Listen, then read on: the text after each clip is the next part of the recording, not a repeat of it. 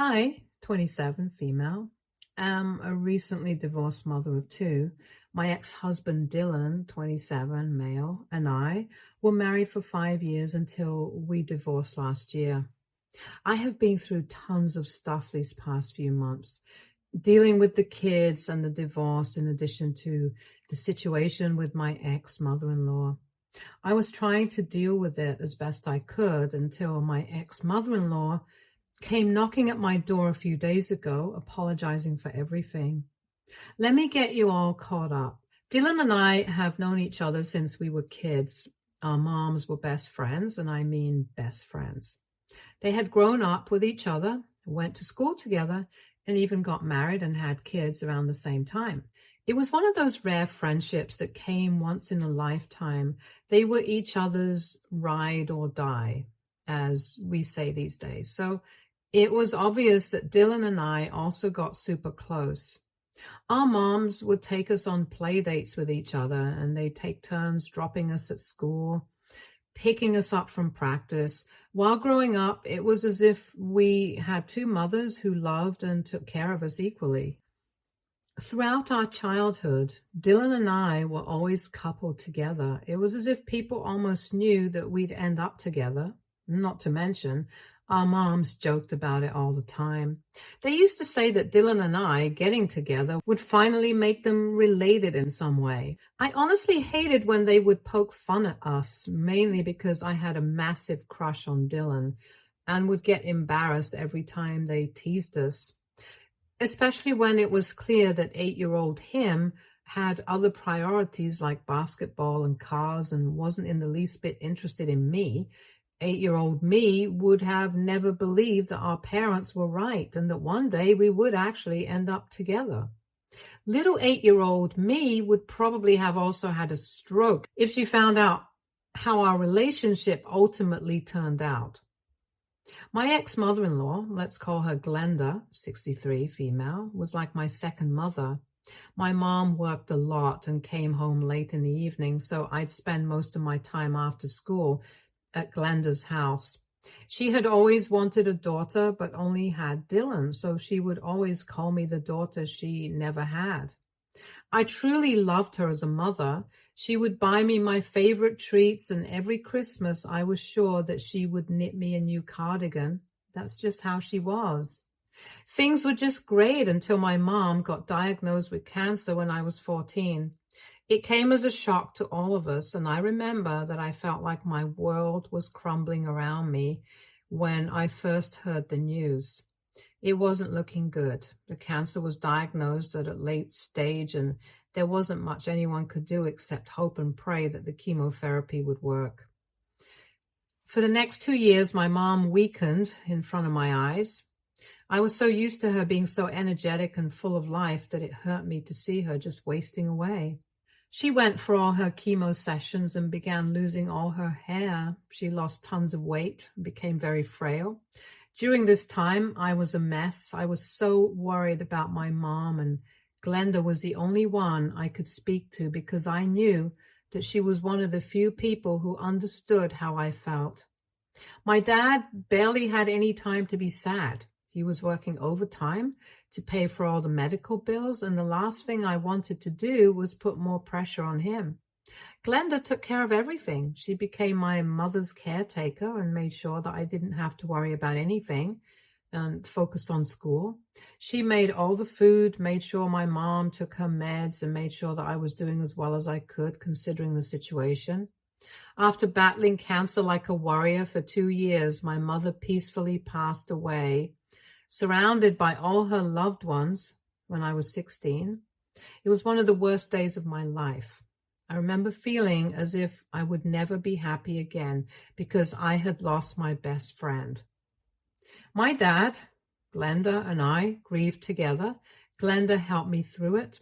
I remember that for a few weeks after my mom passed, I stopped eating, showering, going to school. Glenda sat me down and told me that my mother would never want to see me like this, and that she would curse her from heaven if she did nothing to cheer me up. It was the first time I smiled in months. Over the next couple of years, I started hanging out at Glenda's every day. She always knew how to make me feel better, and she was one of the few people that I trusted and loved. I got even closer to Dylan.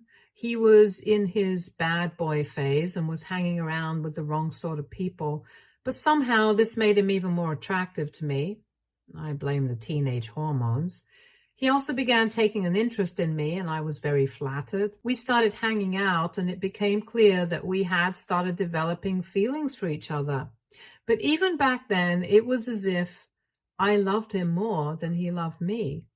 We'd be together all the time in private, but in public, he'd act pretty indifferent to me. I didn't mind too much because he kept telling me how much he loved me and how he was planning on marrying me when we got older. Pro tip, ladies, this type of behavior is a massive red flag. A man who truly loves you will never be embarrassed to show you off publicly. I learned this the hard way. I did feel bad sometimes when Dylan would ignore me. I felt as if I was not worthy enough for him to fully accept me. I based my entire self-worth on whether he liked me or not. Again, this is a very harmful mindset to have. Never base your self-worth on anyone's opinion except your own. We started dating secretly for 2 whole years, and there were many times when I just wanted to let everyone know that we were together. Dylan would sometimes flirt with other girls right in front of me, and then when I'd get mad about it, he'd tell me that I was making a big deal and that he was just trying to keep up his image. Now, when I look back at his behavior, it's sad to think how little I thought of myself. I was still in a very emotionally vulnerable state and needed comfort, which he provided. I disregarded all his red flags and let him walk all over me just because I didn't want to let him go for the times he did make me feel good. I was so naive. I should have just known better. When we were 19, I had finally had enough of being sidelined and practically pleaded with him to come out publicly with our relationship. After ages, he finally agreed. Glenda was the happiest when she found out, and she embraced me and said that she always knew that we'd end up together because it was fate.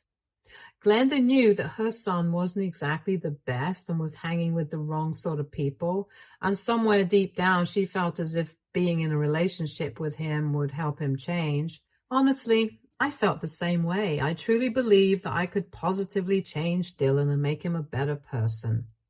Dylan kept drinking. He dropped out of high school and could never hang on to a job for more than a few months. He spent most of his time hanging out with his gang friends. Since I had known him for ages, I believed that he still could turn his life around, and I felt that being in a serious relationship with me would help him get his act together. Needless to say, I was very wrong. No matter how much I tried to help Dylan, he reverted back to his old ways. I would constantly get him job interviews, which he wouldn't attend. I enrolled him for courses so that he could gain more skills, but he never showed up. I sent him to therapy to help him get sober, but nothing worked. Meanwhile, I was in college, working double shifts to earn money to support both of us. Glenda was constantly stressed because of Dylan and his antics. She worried herself sick about our future, and at one point was actually scared that he was going to do something to himself. Another year passed, and Dylan went from bad to worse. I was beginning to think of ending things when our entire lives changed. Glenda suffered from a heart attack. I got a call in the middle of the night and we rushed to the hospital. By God's grace, she was stable and had to be admitted for a few days. They ran a few more tests and found out that she was suffering from coronary heart disease and had very high blood pressure.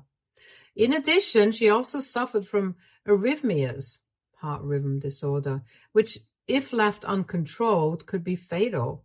The doctor said that she was lucky to even be alive. I thanked the Lord that she was okay, but I was still shocked that she was so unwell this whole time. The doctor put her on a strict diet. She had to do a certain amount of physical exercise daily, as well as take a ton of medications. The main thing the doctor told us was that her heart was extremely fragile and she shouldn't be under any kind of stress because that could trigger another arrhythmia.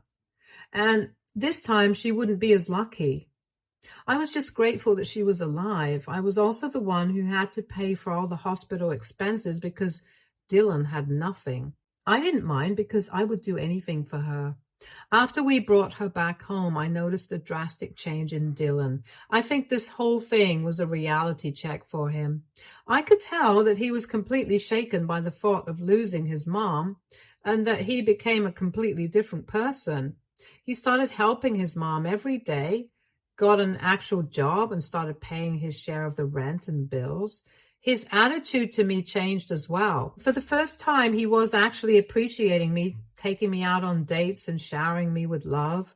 This has been a harrowing experience for all of us, but the fact that Dylan had changed for the better was the best thing that came out of it. In the months that followed, Dylan and I took good care of Glenda. We made sure that she followed her routine and took her for checkups to make sure everything was fine. I was so happy to see how involved Dylan was. I was even more attracted to him now. When we were 21, Dylan proposed. I said yes, and a year later, we were married. Glenda was thrilled. I still remember the speech she gave at the wedding. She said that she had always thought of me as a daughter now that I was married to Dylan. It was official, and she couldn't be happier. She said the only thing she wished for was for my mom to see this because she would have been happier than ever. I graduated that same year and managed to secure a pretty well-paying job at a firm. It was quite a distance from the apartment that I shared with Dylan, which was closer to Glenda.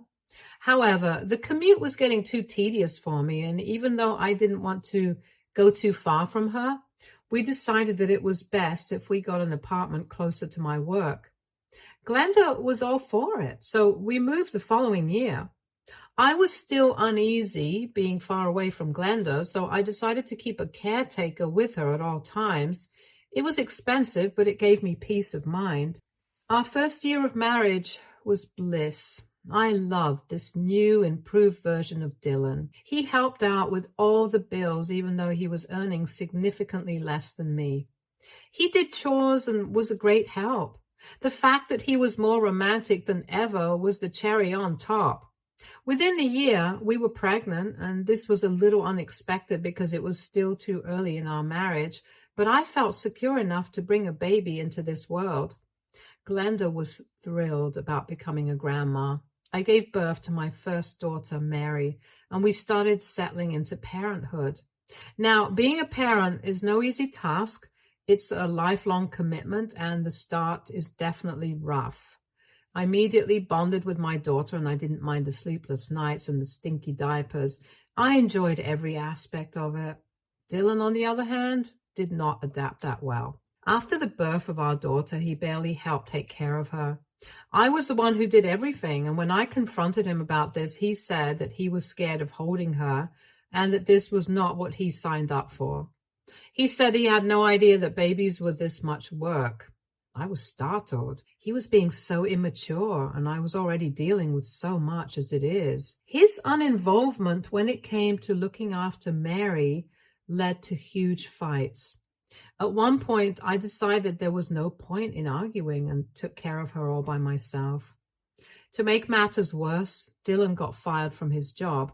Instead of finding a new one, he went back to his old ways and started hanging out at home. This time around, he stopped doing the chores and completely ignored Mary. I had to go back to work early from my maternity leave because we needed the money desperately. Dylan didn't want to look after Mary, so I had to hire a babysitter despite him being at home. This was an added expense that we could not afford, but there was no other option. I contemplated asking Glenda to help take care of the baby, but she was already weak. I didn't want to put her under any more stress. Dylan started drinking again. He'd come back home absolutely sloshed and incoherent. Once again, I tried sending him to AA meetings, therapy, everything, but nothing seemed to work. He wasn't getting a job, and my patience was running thin. The biggest blow came when I found out I was pregnant again. We didn't plan this, and there was no way we could afford another baby. I was the only one who was working, and we were barely scraping by.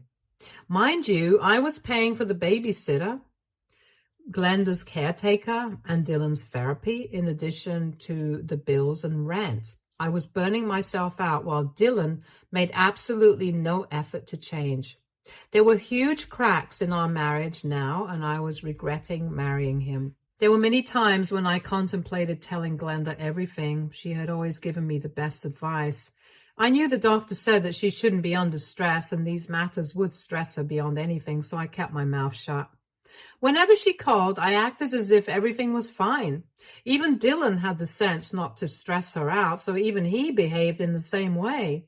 However, he was immature and not ready to take on the responsibility that came along with marriage and fatherhood. With another baby on the way, Dylan had worsened. He said that this was all a huge mistake and told me to get rid of the baby. I was appalled even to hear him suggest that. Yes, it was going to be difficult raising 2 kids, but things would be way easier if he took some initiative and got a job. We kept arguing all the time. He'd not come back home on most days, and the whole atmosphere at home was terrible, and it was beginning to affect Mary. I reached my breaking point when I caught him having an affair with our babysitter. I was not surprised, neither was I hurt. I didn't love him anymore, and neither did he love me. I knew the only reason he was even with me was because I put a roof over his head and paid all his bills. He needed me. I didn't need him. In fact, my life would be easier without him mooching off of me. He didn't seem in the least bit guilty that he was cheating on me. Honestly, he was a pathetic excuse of a man, and I wished that I had left him ages ago. He was disgusting in all aspects. I decided to separate from him. He protested, saying that he needed me when all he needed was my money. But this time, I had had enough. I had no more feelings for him. All he was to me was my life's biggest regret. After a while, he gave up the act and told me that the only reason he married me was because I was a safe option that his mother approved of. He married me so that his mom would get off his back once and for all. I suppose he was trying to hurt me, but honestly, I didn't care. I was so fed up with him that I was relieved when he left with the babysitter. After giving birth to my younger daughter, we began the divorce proceedings. Dylan didn't want custody of the 2 kids, which was good because he wasn't capable of looking after them either way. He got a rude surprise when he came to know that he would still have to pay child support for both of them. Honestly, I could manage just fine without him, but I would be a fool to say no to extra money. The divorce was finalized, and we began living separately. In other news, Glenda had no idea. Her condition was getting worse despite all the precautions we took, and she had just recently had an angioplasty and was recovering. Dylan and I decided to not tell her about the divorce until we were sure she could handle it. Away from Dylan, my life was much easier. I was able to get a babysitter for both kids, and after my maternity leave, I went straight to work to earn more cash. I began to realize that Dylan was just added weight that was just dragging me down. Without him, I was able to save not only my money, but my mental sanity as well. My kids and I were thriving. Meanwhile, I heard that Dylan still didn't have a job and was on the verge of breaking up with his girlfriend. He barely was able to keep up with the child support payments, but he wasn't my problem anymore. I somehow managed to convince Glenda that everything was fine because she still wasn't doing that good, and she bought it. A few months later, I got a call from the bank saying that there had been an increase in the frequency of withdrawals from Glenda's account. I usually added a certain amount of money to her account every month, and she barely made any withdrawals, let alone multiple times a week for months. She had her entire life savings in there, and I knew that she would have told me if there was an unexpected expense. I visited the bank, and they told me that the money had been withdrawn and deposited to none other than Dylan's account. I was furious. This pathetic man was stealing from his own mother. Glenda had no idea that her money was being debited. I requested the bank to block Glenda's account and prevent any more withdrawals unless she herself did it, and stormed straight to his house. When I confronted him, he said that I should mind my own business because it was his mother's money and he could do whatever he wanted with it. I told him that I was the one who was depositing money into her account and he had no right to use her money, especially without her knowledge. He began getting aggressive and calling me all sorts of names. I told him that I blocked the account and there was no way he would be able to access it anymore. I told him to get a job and spend his own money on his girlfriend instead of mooching off of his sick mother. Barely a week later, I got the worst phone call of my life. It was from Glenda. I had never heard her sound so sad before. Let me sum it up quickly. Dylan was furious at me for blocking him from his Glenda's account. He went against his promise of not involving her in our matters and played the victim card. He met Glenda and filled her head with all sorts of lies. He told her that I forced him to have kids and used up all his savings. He also said that I was the one who constantly cheated on him and abused him. When he couldn't take it anymore and suggested separating, I threatened him by saying that I would give Glenda a heart attack by making up all sorts of lies about him and finishing her once and for all. Out of fear for his mother's life, Dylan decided to continue staying in this loveless marriage. I couldn't believe that he had stooped to this level. He reversed the cards and victimized himself. On top of that, he told Glenda that I was the one who had been stealing out of her account every month and even called the bank to confirm the withdrawals. Oh, also, I had stolen away his kids even after he begged me to share custody with him. Yeah, he is the ultimate scumbag.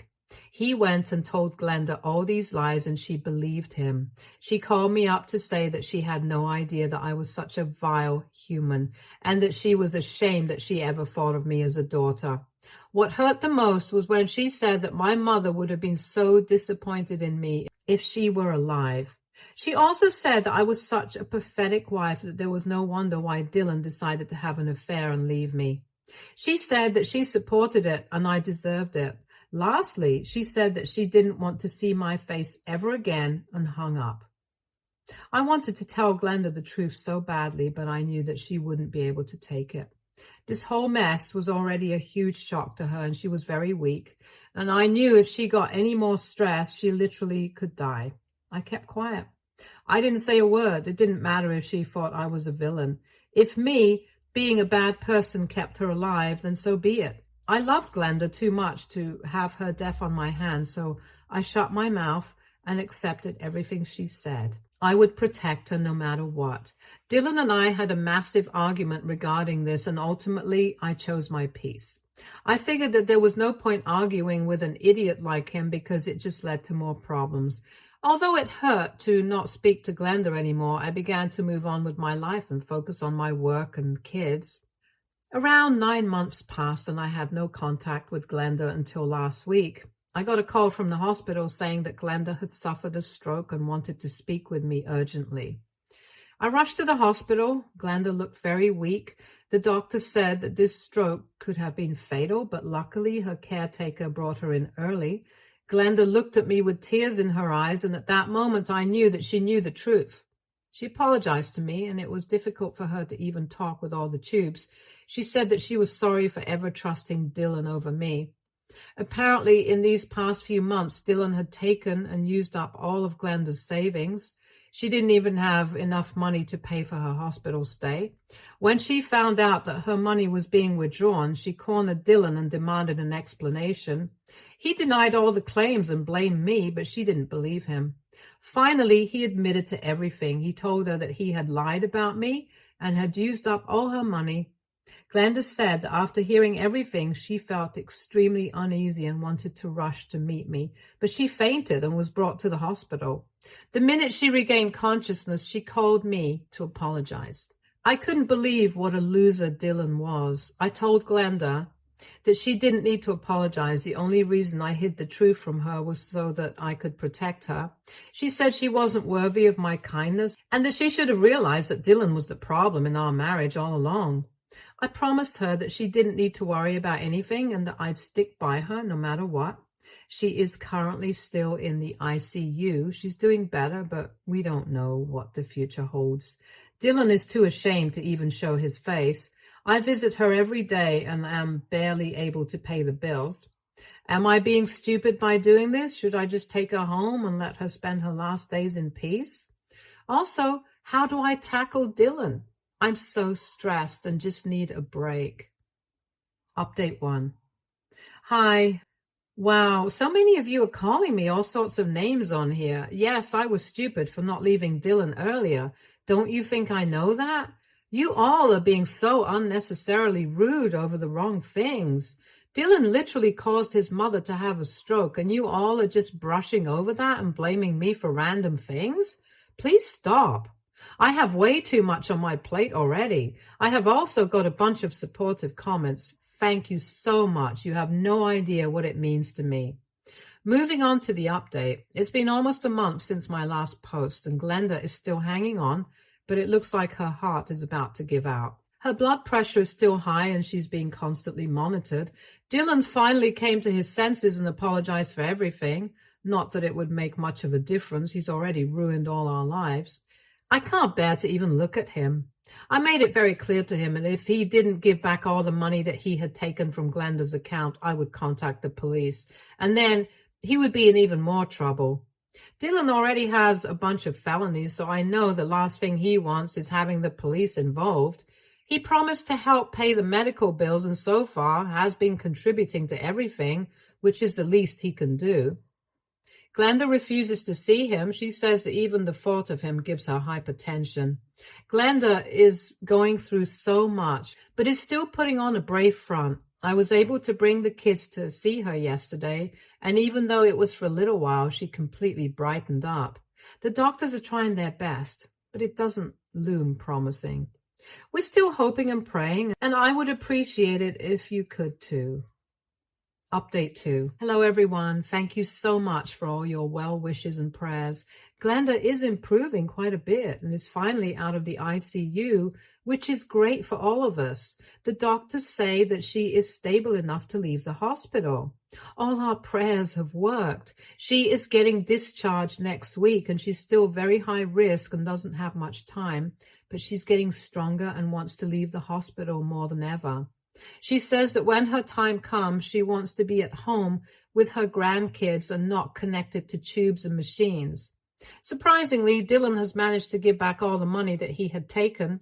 I don't know how long this act is going to last this time, because the same thing happened to him last time as well, and we all know how that turned out. Anyway, Glenda and him are still not on speaking terms. I don't think she is ever going to forgive him. I finally feel like Dylan feels guilty for what he has done, but honestly, I am done giving him the benefit of the doubt. He's just facing the consequences of his own actions. Anyway, I'll keep you all updated. Update 3. Hey guys, sorry it's been ages since my last update. I've been seeing so many comments asking how Glenda is doing and wondering if everything's okay since I haven't been active on here. Glenda is fine. No, she isn't dead. I saw so many comments saying that she passed away, but no, she's still very much alive. I've also seen many comments asking me to start a GoFundMe for donations for her treatment. While I do support the sentiment, I will not be taking any donations for Glenda. Thankfully, I have enough to manage all her bills. Either way, thank you for being so kind and supportive. Like I said, Glenda is doing fine. She got discharged a couple of months ago and is now living with me and the kids at our apartment. I've hired a full-time nurse to monitor her when I'm not home. The nurse also helps out with the kids, which is fantastic. Glenda has been improving day by day. I don't know what it is. Maybe it's the fact that she's with her grandkids. Whatever it is, I'm so happy that she's okay. She is even walking around and playing with the girls. It brings tears to my eyes whenever I see them together, and I just want to freeze the moment forever. Honestly, it's a miracle that we even have her right now. The doctor told us that there was a slim chance that she was even going to be discharged, but here she is, still thriving. We have been inseparable since her discharge, and it's as if she's making up for lost time. I'm so happy to have her. Last week, she told me that she should have known that I was protecting her this whole time, because that would have been exactly what my mom would have done too. I nearly bawled. As for Dylan, he visits occasionally, but none of us care. He's trying to get to know the girls, but the minute he starts acting funky, he's not going to be in touch with them again. I can't let them go through the trauma that I have been through. Dylan and I are not on good terms, but if he's planning on stepping up to be a good dad, I'm no one to stop him. As of now, everything seems to be fine and we're taking each day in stride. I would appreciate it if you continue to keep Glenda in your prayers. Stay tuned for more stories from Argo